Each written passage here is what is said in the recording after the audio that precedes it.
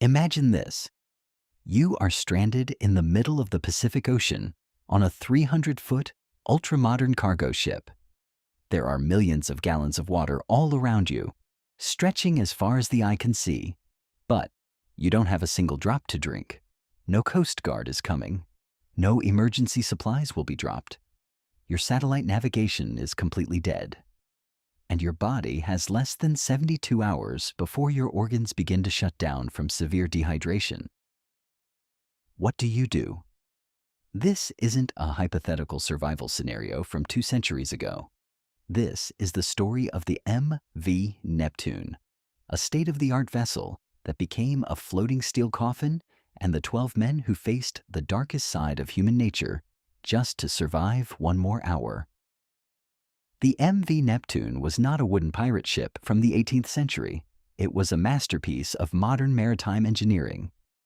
300 feet of reinforced steel, equipped with artificial intelligence navigation, real-time satellite tracking, and a high-tech desalination plant capable of purifying over 100,000 liters of seawater every single day.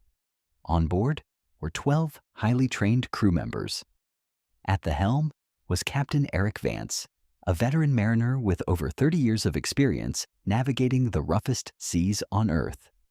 His team included Rattle, a brilliant young chief engineer, Rashed, a ruthless second officer, and 9 other seasoned sailors. For the first 2 weeks of their voyage across the vast Pacific, everything was routine. The sea was calm, the skies were clear, and the automated systems handled almost every operation seamlessly. Then came the night of July 14th. It wasn't a normal storm. There were no warning signs on the meteorological radar, no sudden drop in barometric pressure. Out of nowhere, the sky turned a sickening shade of deep violet. The ocean began to churn, not with waves, but with violent, localized electromagnetic surges. Within 45 minutes, the high-frequency electromagnetic pulses fried the ship's microprocessors. The main control panel lit up like a dying star before going completely black. The satellite link was severed. The GPS went dead.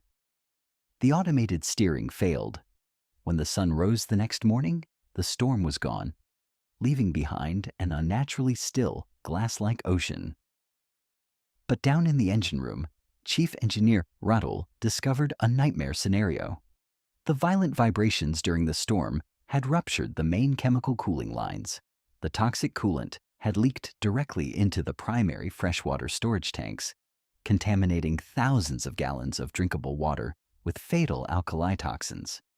Worse still, the main circuit board of the onboard desalination plant was completely melted. Ratul rushed up to the bridge, his face pale and sweating profusely despite the morning chill. "Captain," Ratul's voice trembled as he spoke, "we have a catastrophic failure." "Give it to me straight, Ratul," Captain Vance replied, keeping his composure. "Our freshwater tanks are poisoned. The desalination plant is destroyed beyond repair, and our emergency radio is broadcasting nothing but static." Captain Vance looked out at the horizon. The GPS was dead. The automatic position beacon was offline.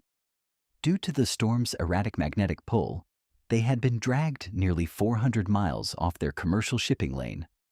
Nobody in the world knew where they were. They were 12 men trapped on a giant floating block of steel, surrounded by millions of miles of salt water, with zero communication to the outside world. Emergency protocols dictate that every vessel must carry packaged survival water. But when the crew searched the emergency lockers, they found a grim reality. Most of the sealed emergency rations had been crushed and leaked during the engine room explosion. All that remained for 12 grown men was a single 3-liter jug of clean, bottled water. Captain Vance immediately called an emergency meeting in the mess hall. The atmosphere was thick with tension. "Listen to me carefully," Captain Vance began, his voice cold and steady. "Our water plant is down. Our tanks are contaminated. We are off the grid, and we don't know when or if a rescue team will find us. As of this moment, we have 3 liters of water left." Silence fell over the room like a heavy blanket. You could hear the faint creaking of the ship's hull against the gentle swell of the ocean. 3 liters, shouted Mark, one of the deckhands, jumping to his feet. Are you out of your mind, Captain? That's barely enough for one person for 2 days. How are 12 of us supposed to survive on that? By rationing, Vance replied firmly. The human body can survive without water for 3 days under normal conditions. But in this heat, dehydration will set in fast. From now on, every man gets exactly 1 plastic bottle cap of water twice a day. Once at sunrise, once at sunset.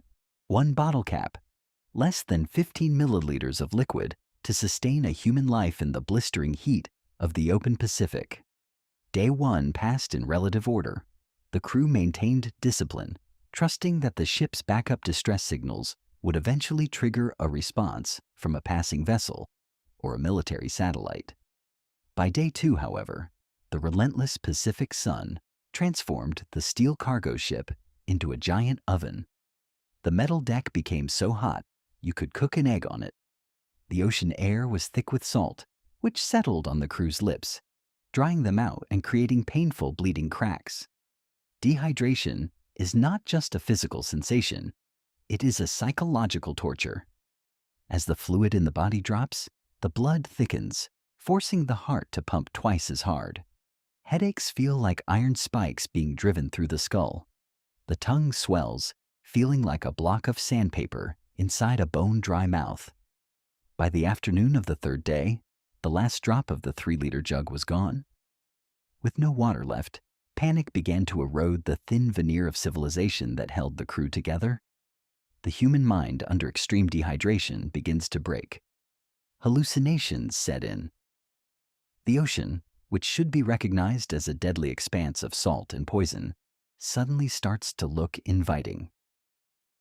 On the morning of the 4th day, old Peter, the ship's veteran cook, walked out onto the main deck. His eyes were bloodshot and sunken deep into his skull.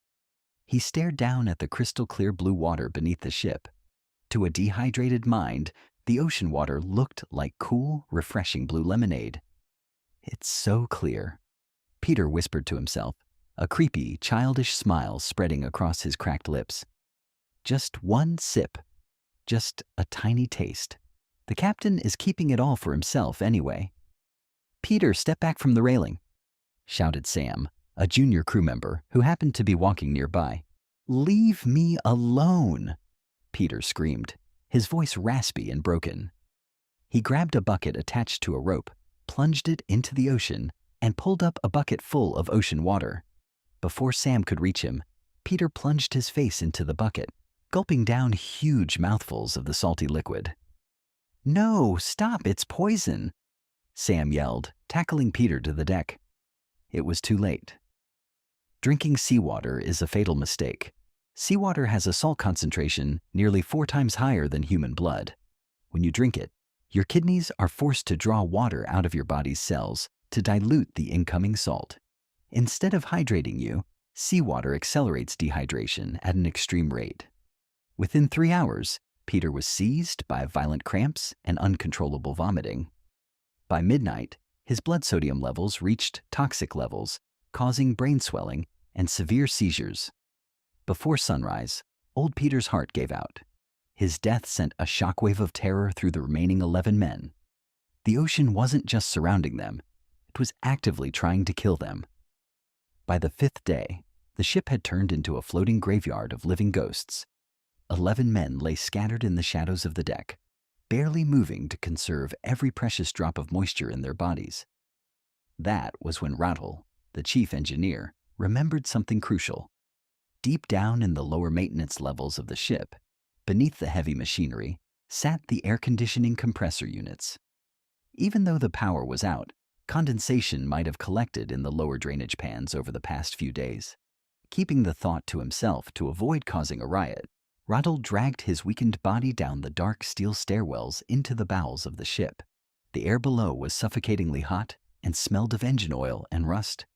Using a dim flashlight, Ratul crawled beneath the massive AC ducting. And there, in a rusted metal tray, He saw it. Water. It wasn't clean water. It was dirty, brown, and smelled faintly of freon gas and iron rust. But it was liquid. There was nearly 2 liters of condensation trapped in the pan. Rattle's heart hammered against his ribs. He fell to his knees and reached for a plastic container to scoop it up. "Step away from the tray, Ratul." Ratul froze. He turned his head slowly to see Rashed, the second officer, standing in the doorway. Rashed was holding a heavy steel wrench.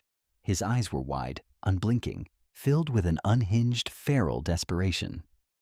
"Rashed, listen to me," Ratul croaked out, his throat burning. "This water is contaminated with chemical residue.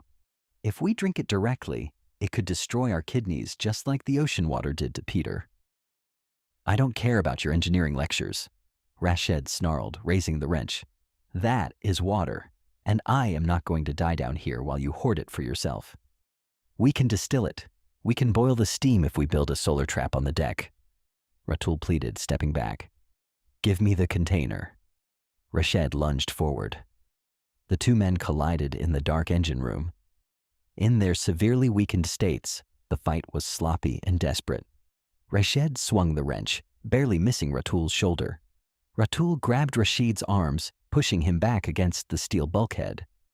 During the struggle, Rashid's foot caught the edge of the rusty drainage tray. The tray tipped over. The 2 liters of precious dirty condensation spilled across the hot, porous steel floor of the engine room, disappearing into the bilge cracks in a matter of seconds. Both men stopped. The darkness was dead silent, except for their ragged breathing. The liquid was gone, absorbed by the ship itself. Rashed dropped the wrench, fell to his knees, and put his face in his hands, weeping uncontrollably. They hadn't just lost water, they had lost their sanity. When Ratul and Rashed returned to the upper deck and confessed what had happened, Captain Vance did not yell. He didn't have the energy, and anger was a luxury they could no longer afford. "We have one final chance," Captain Vance announced to the remaining 11 men. "If we sit here waiting for a ship that isn't coming, we will all be dead by tomorrow night. We have to make our own rain." Using the absolute last reserves of their physical strength, the crew began tearing apart the ship's solar panel housing and emergency tarpaulins. They constructed a primitive solar still.